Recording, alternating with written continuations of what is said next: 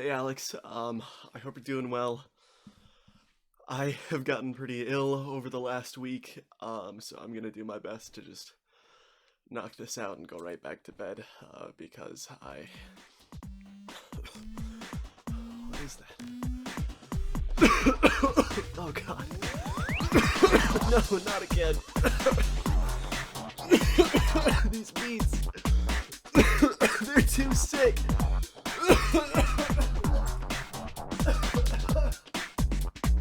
Oh man, now that I have my signed doctor's note, I'm doing much better, and I can fully dive into the Illbient album Golden Gate Breaks by various artists. First, of course, I have to acknowledge the lovely Robbie the Robot, and commend him for adding yet another laurel to his Robbie the Resume. This joke is bad, and I refuse to apologize for it. What is illbient, though? Well, according to lastfm.com, the word illbient is a portmanteau of the hip-hop slang term ill, a positive expression, bad meaning good, and ambient. And I think if I have to use the phrase hip-hop slang term again, I'll become reflective. Illbient music is, as the name would suggest, ambient hip-hop music. It incorporates several aspects of the hip-hop genre into soundscapes that have a subdued yet constant energy to their rhythms and melodies. Golden Gate Breaks also dips into genres such as house and drum and bass, which is incredibly understandable because each song was written by a different artist. Even so, each song maintains enough of the pre-established style to flow seamlessly together. And that's literal, too. There's not a single second of dead air in this album's hour and 10 duration. Every song is blended right on into the next. This all comes together to create a cohesive album with just enough range to take a listener to different sonic places while still sticking to theme. This album also scratched a fairly specific itch in my shitty little nostalgia goblin brain, and I want to show you what I mean by that. So I'm going to play you two different clips, and I want you to tell me which one has the appropriate music, and which one has music from Golden Gate Breaks, okay? Sound easy? Let's give it a shot. Here's the first.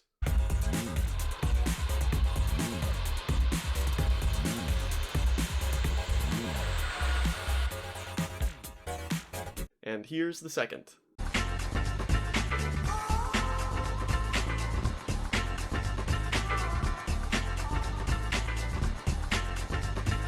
Probably got that one right. It was the second clip. I'd kind of be surprised if the Fusion Frenzy soundtrack wasn't etched into your brainstem like it is mine, so let's try one slightly harder. Here is one.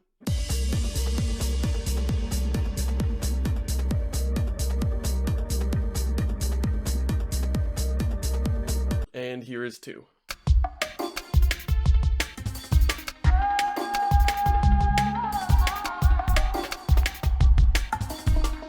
Still probably got it right, but I think I got my point across. There is something special to me about an album that almost entirely sounds like Xbox menu music. On top of this nostalgia itching, Golden Gate Breaks has reminded me that sometimes music is elevated to another level when it's not the main focus. I tried sitting down and listening to this a couple times, and I honestly couldn't really bear it. But when I was cooking or driving, it honestly had me grooving along at a few points. These songs by themselves can get obnoxiously repetitive, but when you give them their space and allow them to slip away a little, as I would argue is intended, they can add a bit of color to whatever it is that you're actually doing. Taking all of this into account, I will be giving Golden Gate Breaks by various artists a 3 out of 5. I certainly enjoyed it and may come back to a song here and there, but I don't really see coming back to the album as a whole. And now it's punishment time. Last week you decided that since I was late for the third time in a row, I had to watch an entire episode of Het Huis Anubis and then provide a synopsis at the end of this video. Unfortunately, after taking some time to look around, I wasn't really able to find anywhere to watch it, so I was very close to watching a fan web series of the same name, which has one of the greatest opening shots I've ever seen.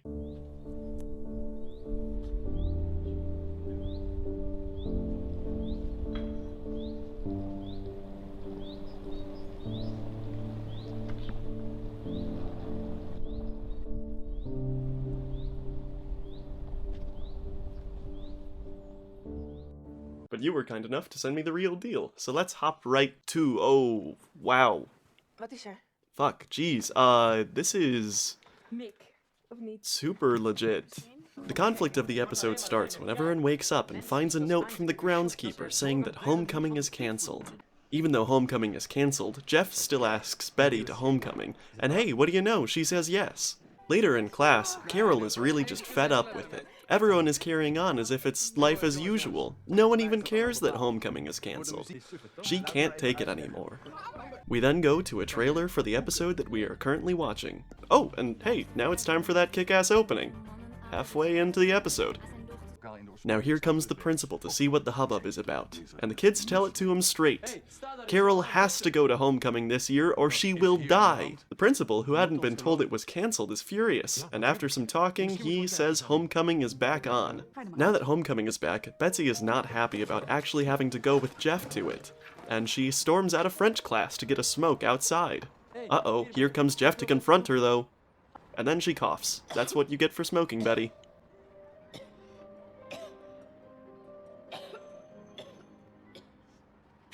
Oh, sick, a commercial break.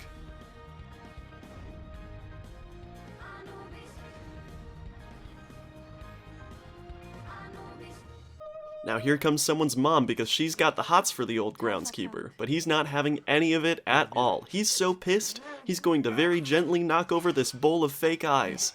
Nope, that didn't work. Well, now he'll try talking with his special friend. That always seems to calm him down. Uh-oh, it looks like the groundskeeper is calling his other special friend to see if they can cancel homecoming again. That'll definitely make him feel better. And the climax to the episode, homecoming is... Oh, shit. Nope, yeah, that's, just the end of the video. Huh.